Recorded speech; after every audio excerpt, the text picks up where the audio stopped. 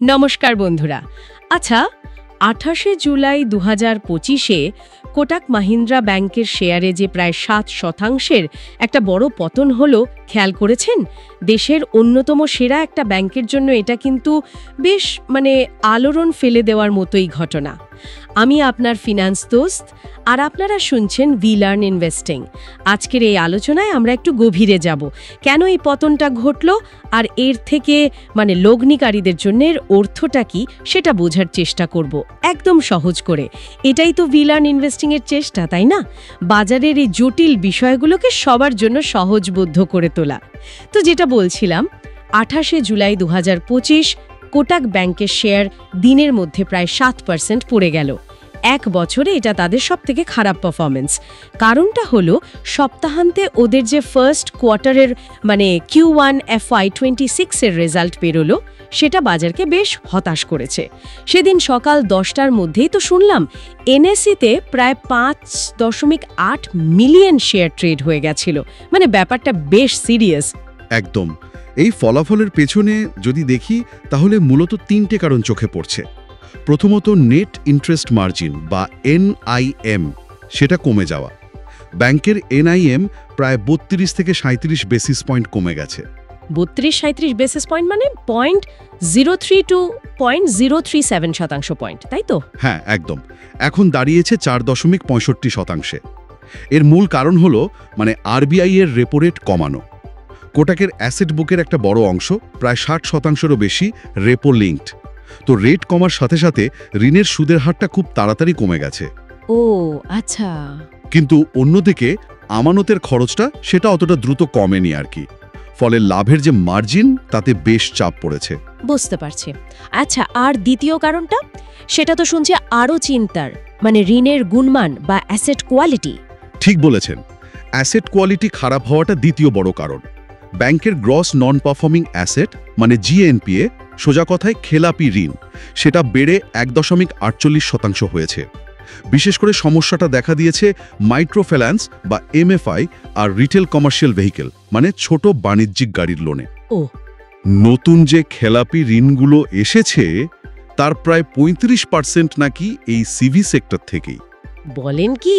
আচ্ছা, এই ছোট কমার্শিয়াল ভেহিকল অপারেটরদের সমস্যাটা কি শুধু কোটাকের ক্ষেত্রে এতটা বেশি দেখা যাচ্ছে, নাকি এটা পুরো ইন্ডাস্ট্রিরই একটা চিত্র? প্রশ্নটা খুব ভালো। দেখুন, তথ্য যা বলছে তাতে ছোট সিভি অপারেটররা, যাদের 10টা কম গাড়ি, তারা সত্যি একটু সমস্যায় আছেন। আর কোটাকের পোর্টফোলিওতে এর প্রভাবটা বেশ স্পষ্ট।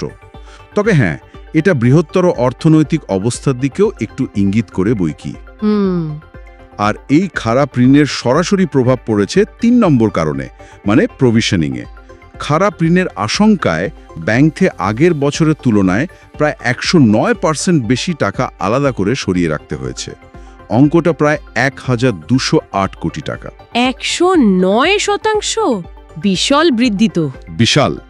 আর এই বিপুল প্রভিশনিং বৃদ্ধির ফলে ব্যাংকের নেট লাভ, যেটা আসল লাভ, সেটা ৭% কমে ৩,২৮২ কোটি টাকায় দাঁড়িয়েছে। এখানে আরেকটা জিনিস মনে রাখতে হবে, ১ এপ্রিল ২০২৫ থেকে RBI এর নতুন বেশ কঠোর IRACP নিয়ম চালু হয়েছে। হ্যাঁ, শুনেছিলাম নিয়মটা আরও স্ট্রিক্ট হয়েছে। হ্যাঁ, ঋণ খেলাপি হলে সেটাকে চটজলদি চিনে নিয়ে তার জন্য টাকা সরিয়ে রাখার নিয়মটা আরও কঠিন হয়েছে। তাই এই যে প্রভিশনিং এতটা বাড়ল, এটা হয়তো শুধু নতুন নিয়মের চাপেই নয়, ম্যানেজমেন্টের একটা কৌশলও হতে পারে, যাকে বলে কিচেন সিঙ্কিং। কিচেন সিঙ্কিং মানে হলো, যখন পরিস্থিতি একটু খারাপ, তখন সব খারাপ খবর যা কিছু আছে সব একবারে ডিসক্লোজ করে দেওয়া, যাতে ভবিষ্যতে একটা ক্লিন স্লেট থেকে শুরু করা যায় আর কি। এটা কিন্তু লগ্নিকারীদের জন্য একটা মিক্সড সিগন্যাল। আচ্ছা আচ্ছা, বাজারের প্রতিক্রিয়াও তো বেশ জোরালো ছিল এরপর, তাই না? আমি দেখছিলাম বেশ কয়েকটা ব্রোকারেজ হাউস ওদের রেটিং, টার্গেট প্রাইস সব কমিয়েছে। হ্যাঁ, ঠিকই দেখেছেন। যেমন MK আর বার্নস্টিন, ওরা টার্গেট কমিয়ে ১,৯৫০ করেছে। নোমুরা দিয়েছে ২,১৫০ টাকা। তবে জেফ্রিজ একটু ব্যতিক্রম, ওরা কিন্তু বাই রেটিং আর ২,৫৫০ টার্গেট প্রাইসটা বজায় রেখেছে। তার এই ঘটনার পর কোটাক ব্যাংকের শেয়ার যে একটা প্রিমিয়াম ভ্যালুয়েশন পেত বাজারে, সেটা নিয়েও তো প্রশ্ন উঠছে এখন। অবশ্যই উঠছে। তাহলে যেখানে বাজার কোটাককে নিয়ে এতটা চিন্তিত, সেখানে অন্যান্য বড় ব্যাংকগুলো, মানে ধরুন এইচডিএফসি বা আইসিআইসিআই, ওরা কেমন পারফর্ম করেছে এই কোয়ার্টারে? তুলনা করলে ছবিটা বেশ ইন্টারেস্টিং। দেখুন, একই সময়ে এইচডিএফসি ব্যাংকের লাভ কিন্তু প্রায় 12% বেড়েছে, আর আইসিআইসিআই ব্যাংকের লাভ বেড়েছে প্রায় 15.9%। ও, বেশ ভালো পারফর্ম করেছে তাহলে ওরা। হ্যাঁ, ওদেরও যে মার্জিন কমেনি তা নয়, মার্জিন ওদেরও কমেছে, কিন্তু অ্যাসেট কোয়ালিটি মানে ঋণের গুণমান সেটা মোটামুটি স্থিতিশীল ছিল। অ্যাক্সিস ব্যাংকেরও কিছু সমস্যা ছিল, তবে বাজারের চোখে কোটাকের সমস্যাটা বিশেষ করে এই অ্যাসেট কোয়ালিটি আর প্রভিশনিংয়ের দিক থেকে একটু বেশি গুরুতর মনে হয়েছে। বুঝতে পারছি। তাহলে এই পুরো আলোচনা থেকে লগ্নিকারীরা কি মূল শিক্ষাটা নিতে পারেন? আমার তো মনে হচ্ছে এটা বোঝা খুব জরুরি যে শুধু ব্যবসার গ্রোথ দেখলেই চলবে না। একদম। ব্যাংকের পারফরমেন্স বুঝতে হলে সুদের হার, ঋণের কোয়ালিটি, সরকারি নিয়মকানুন এই সবগুলো দিকেও নজর রাখাটা দরকার। একদম ঠিক পয়েন্ট। মূল 3টে বিষয় আমার মনে হয় মনে রাখা দরকার। 1 নম্বর, ব্যাংকের লাভ কিন্তু শুধু কতটা ঋণ বাড়ছে তার উপর নির্ভর করে না।